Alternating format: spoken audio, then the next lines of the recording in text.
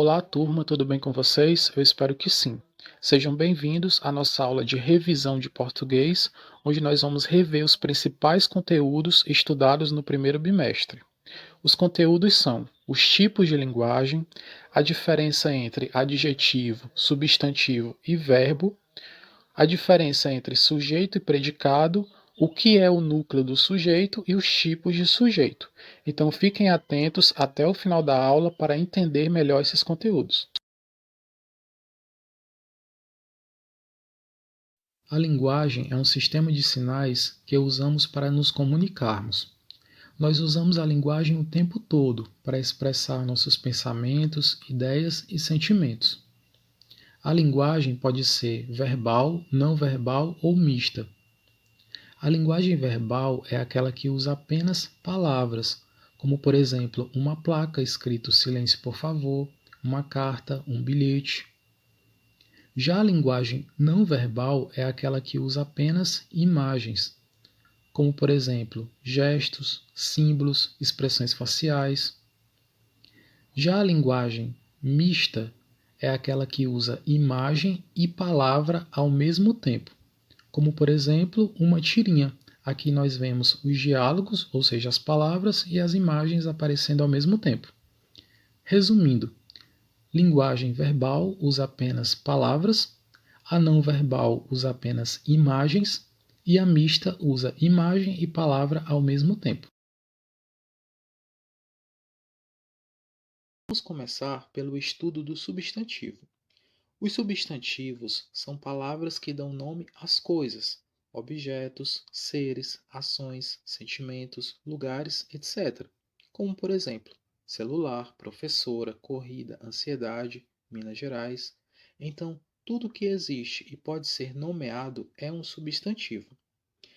Os substantivos são variáveis em gênero, feminino, masculino, como por exemplo, aluna, aluno, número, singular, plural, como por exemplo, livro, livros, e grau, aumentativo e diminutivo, como por exemplo, carrão, carrinho.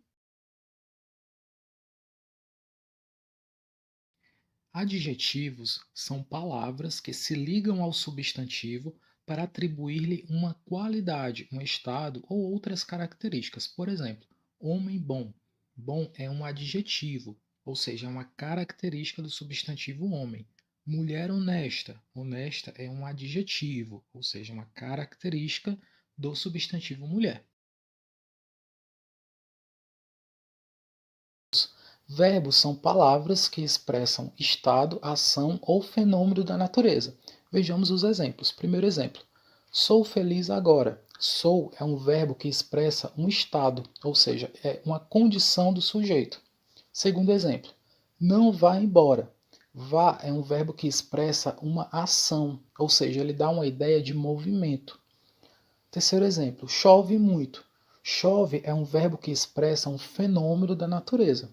Então, os verbos são palavras que expressam estado, ação ou fenômeno da natureza. Olá, turma, tudo bem? Sejam bem-vindos a mais uma aula de português e hoje nós vamos estudar os termos essenciais da oração. Mas, primeiramente, você sabe o que é uma oração? Oração nada mais é que um enunciado que possui verbo. Vamos ver uns exemplos de orações para ficar mais claro. Estudarei para as avaliações. Dentro desse enunciado, nós temos o verbo estudarei, então trata-se de uma oração. Outro exemplo. O menino sujou sua camisa. Aqui nós temos o verbo sujou, então também trata-se de uma oração. Então, oração nada mais é que isso, é um enunciado que possui verbo. Atenção, cuidado para não confundir frase com oração. A frase pode ou não ter verbo. Já a oração, para ser uma oração, obrigatoriamente ela deve ter verbo. Então, essa é a diferença entre frase e oração, certo? Bom, até aqui você já aprendeu o que é uma oração. Se está gostando do vídeo, não esqueça de curtir e se inscrever no canal para ficar por dentro das dicas de português do professor Edgar. Muito bem? Então, vamos continuar.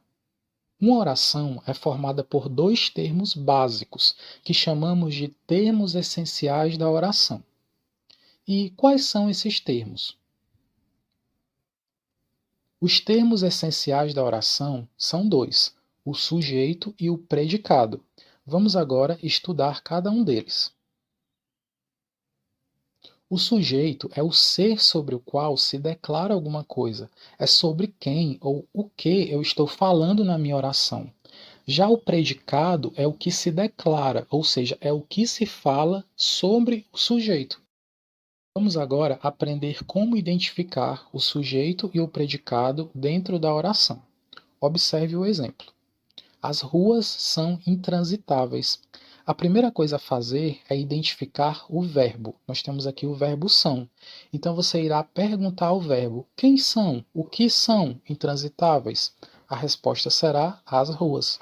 Então, as ruas é o meu sujeito. E tudo que sobrou, tudo que restou, será o predicado. Entendido? Vamos a mais um exemplo. Os alunos chegaram atrasados novamente. Encontramos o verbo chegaram. Quem chegaram? O que chegaram? Resposta: os alunos. Então, os alunos é o sujeito. E tudo que restou será o predicado. Então, esse é o passo a passo para encontrar o sujeito e o predicado dentro da oração. Até aqui você já aprendeu o que é uma oração, aprendeu que ela é formada por dois termos essenciais, que são o sujeito e o predicado, e aprendeu a identificar o sujeito e o predicado. Vamos agora a um outro conceito importante, que é o de núcleo do sujeito. O núcleo do sujeito é a palavra principal que forma o sujeito, a que possui maior importância semântica, ou seja, a que possui um maior sentido. Vamos a um exemplo para entender melhor. O garoto logo percebeu a festa que o esperava. Quem percebeu? O garoto. Então, o garoto é o meu sujeito.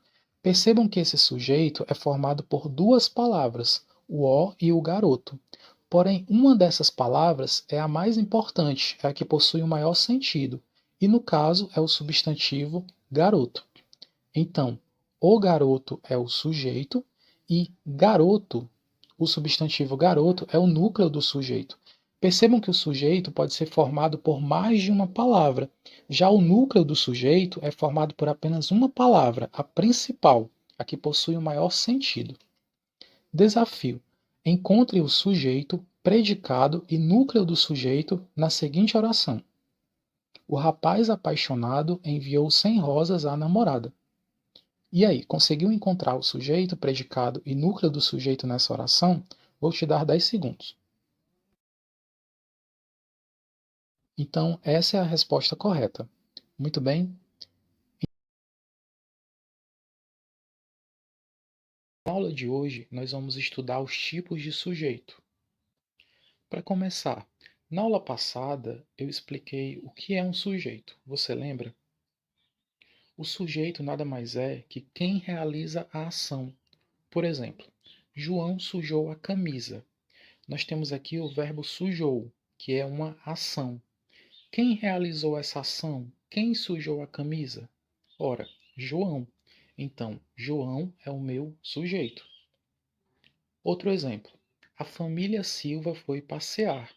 Quem foi passear? Quem realizou essa ação? A família Silva. Então, a família Silva é o sujeito. Então, o sujeito nada mais é que isso. É quem realiza a ação dentro da oração, certo? Lembrando que oração é um enunciado que possui verbo. Só isso, certo?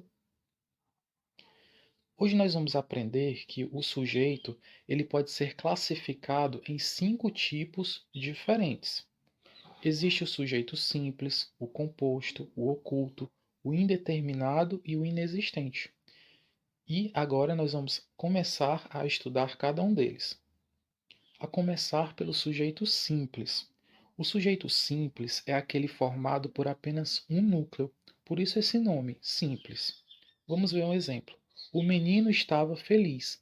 Quem estava feliz? O menino. Então, o menino é o meu sujeito. Perceba que esse sujeito é formado por duas palavras, o ó e o menino.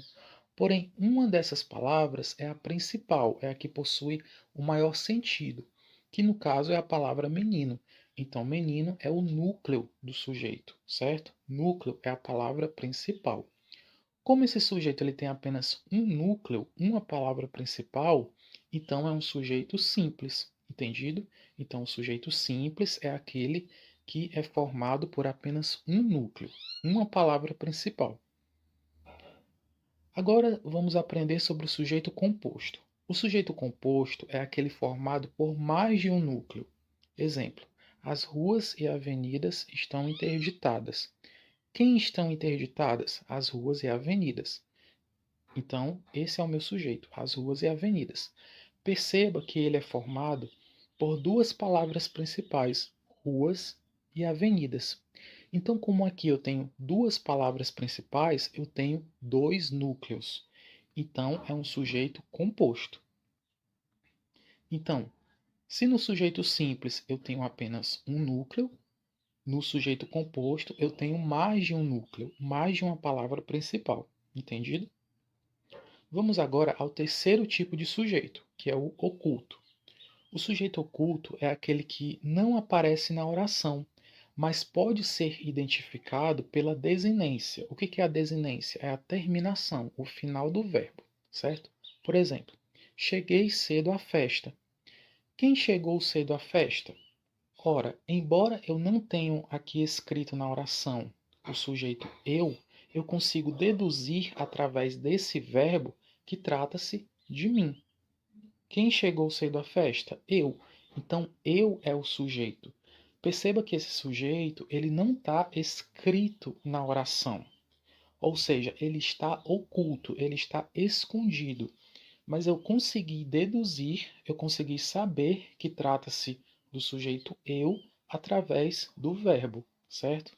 Então, esse é o sujeito oculto, é aquele que está escondido na oração, mas eu consigo deduzir, eu consigo descobrir quem realizou essa ação perguntando ao verbo, certo?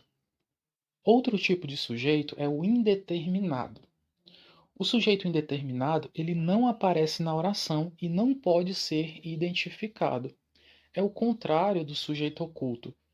Vocês lembram que no sujeito oculto eu consegui descobrir quem realizou essa ação, né? Já aqui no sujeito indeterminado, eu não vou conseguir de forma alguma saber quem realizou essa ação. Por isso que é indeterminado, certo? Por exemplo, falaram mal da sua namorada. Eu vou perguntar ao verbo: quem falou mal? Quem realizou essa ação? Eu não vou saber se foi eles, se foram elas, certo? Eu não vou conseguir identificar quem realizou essa ação, ou seja, eu não vou conseguir determinar quem realizou essa ação. Por isso que o sujeito é indeterminado.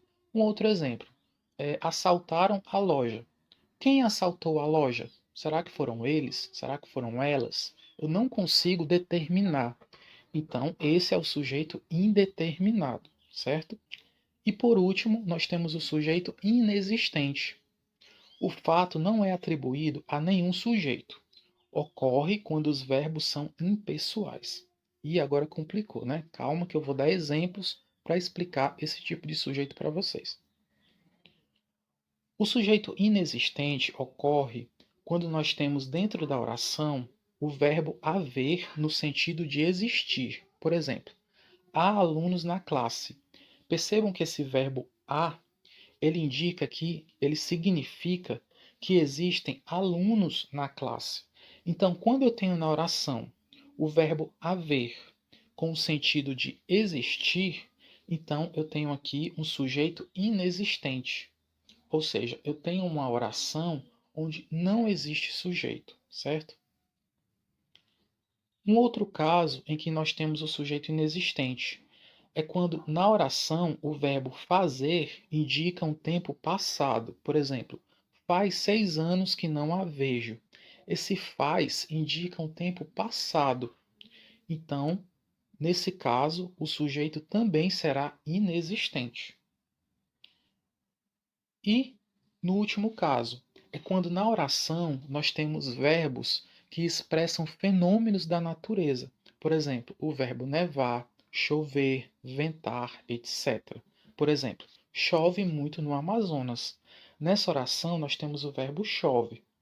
Como nessa oração a gente tem um verbo que expressa um fenômeno da natureza, então o sujeito também será inexistente, certo?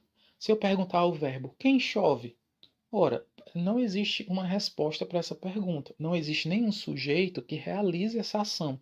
Por isso que o sujeito é inexistente. Só recapitulando, o sujeito será inexistente quando na oração nós tivermos o verbo haver, certo? No sentido de existir. Também quando tiver o verbo fazer, indicando um tempo passado. E quando houver um verbo que expressa algum fenômeno da natureza, certo? Nesses casos, o sujeito será inexistente. Então, turma, hoje nós aprendemos sobre os tipos de sujeito. Não esqueçam de realizar a atividade e nós nos vemos na próxima aula. Um forte abraço e até lá!